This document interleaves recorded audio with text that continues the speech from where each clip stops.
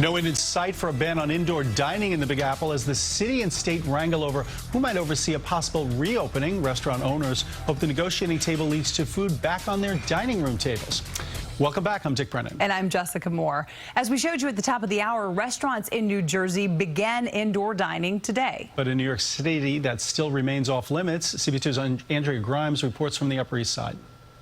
The big booths remain empty at the Mansion restaurant. While customers can eat outside, it's anyone's guess when they'll be allowed to eat inside. Well, extremely frustrating. Restaurants seem to be left on the line to die. Owner John Phillips doesn't understand why indoor dining is not allowed in the 5 boroughs, but it is allowed in the rest of the state.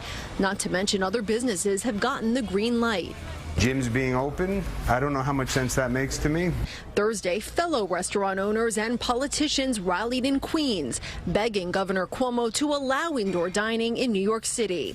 Cuomo says he wants to give it the go-ahead, like City Council Speaker Corey Johnson called for earlier this week.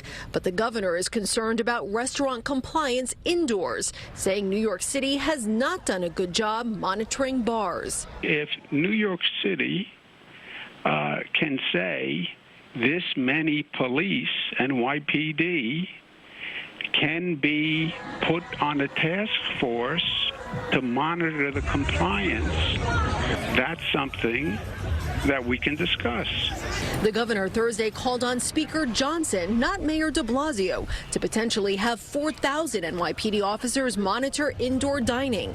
Even though Johnson does not control the NYPD, the mayor does.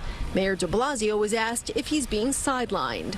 The city and state are in constant dialogue. The sheriff's office has done an amazing job, absolutely outstanding job with restaurant enforcement, with quarantine enforcement.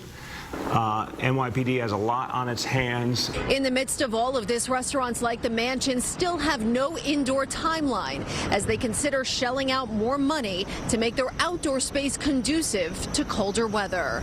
On the Upper East Side, Andrea Grymes, CBS 2 News.